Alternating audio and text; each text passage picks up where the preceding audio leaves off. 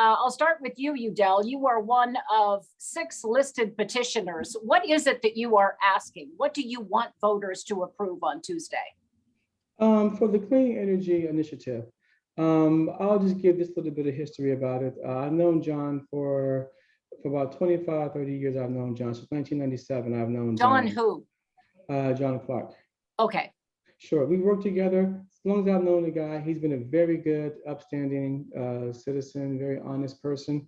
When he presented the idea to me about the Clean Energy Initiative, I thought it was a grand idea. I still think it's a grand idea.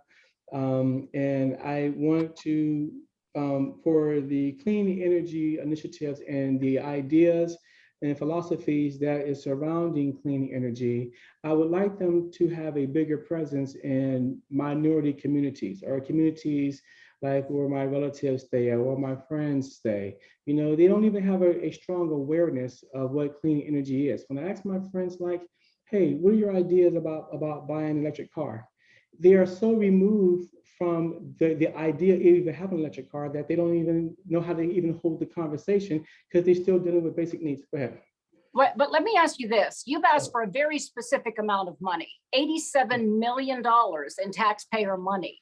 Absolutely. What do you intend to do with that money? And how will taxpayers know exactly what you're doing with the money? And I can speak to that if that's all right. So the $87 million is to create 4 specific funds. So it's $10 million for energy conservation and energy efficiency projects, $10 million for clean energy education and training. And I would just note that for those 2 funds, City Council is actually in control of administering and dispersing those funds.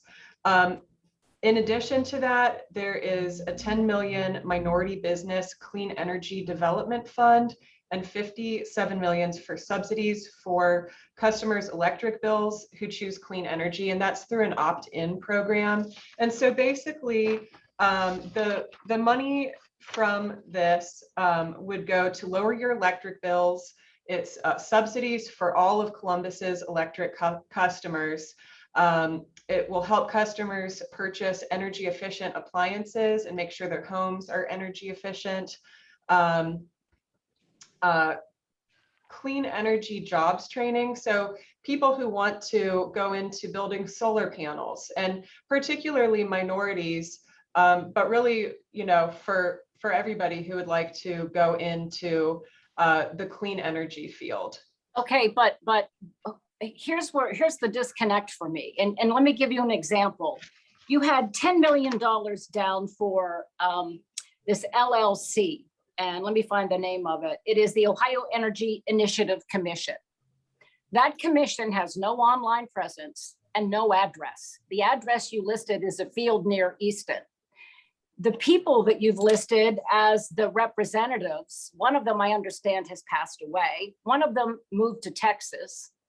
The people who are here, are they qualified? Is anyone a scientist? Is anyone an engineer? And what are the qualifications of these people to run clean energy programs?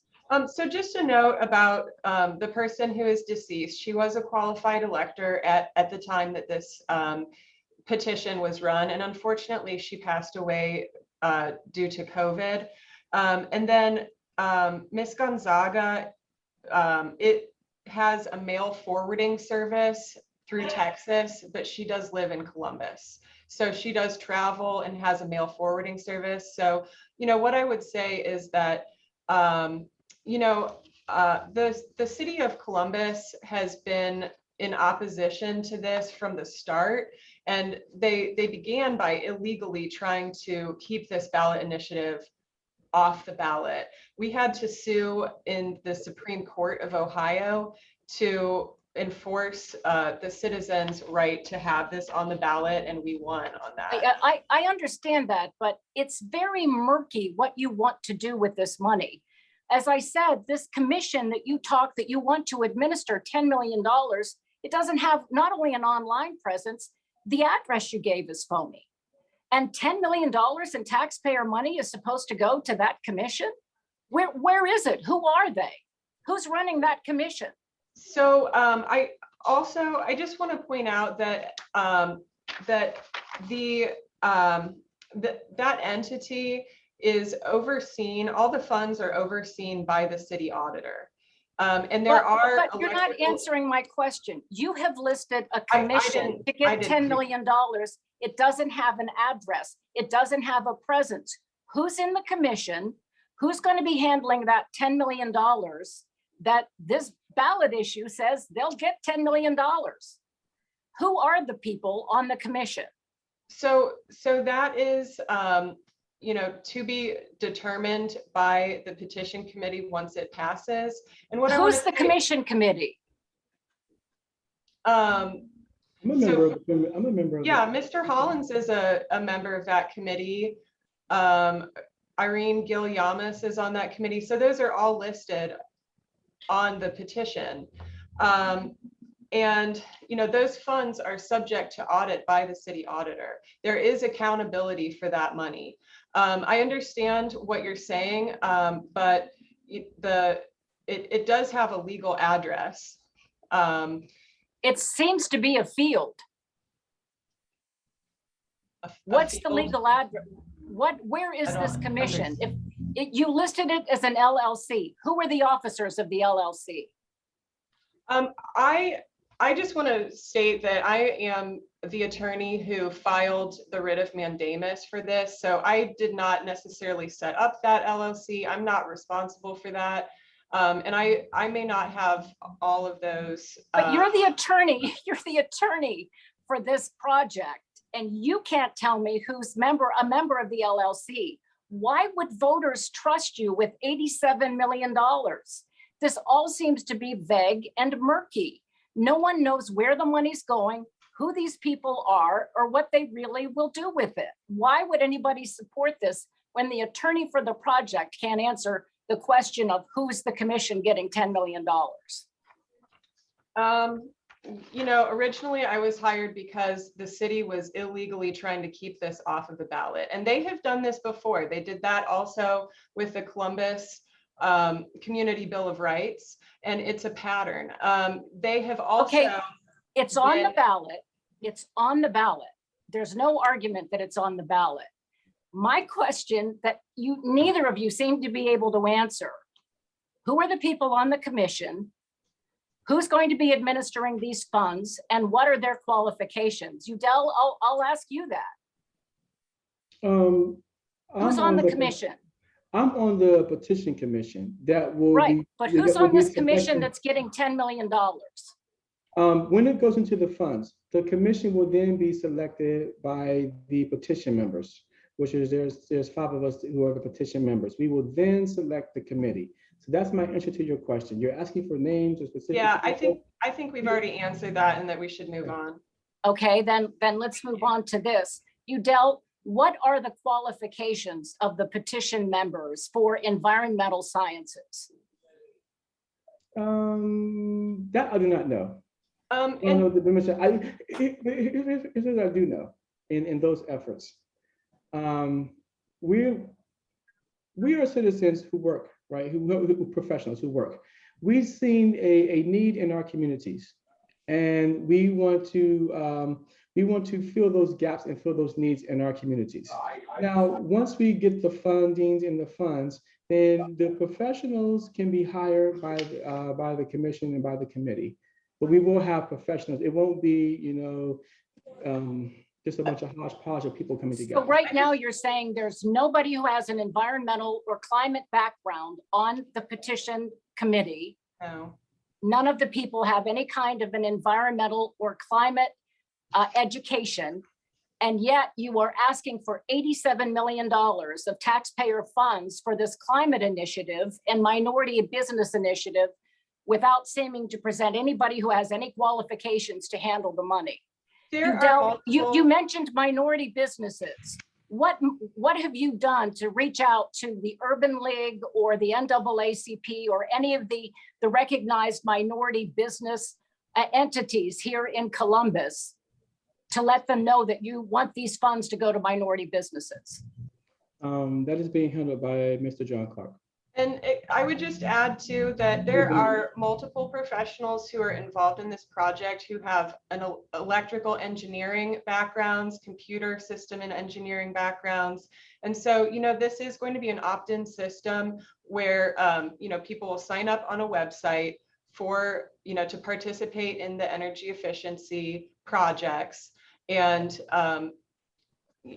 Mr. Hollins also has some expertise in systems engineering, and I can let him speak to his background as well. But again, this is an environmental climate initiative that is asking very specific amounts of money for very specific purposes. And for those purposes, you don't seem to have anybody who's qualified to handle those kinds of projects. If I'm wrong, tell me who's qualified to handle environmental and scientific projects, as well as minority business climate training, which is one of the things that you were talking about. Who on your commission can handle that?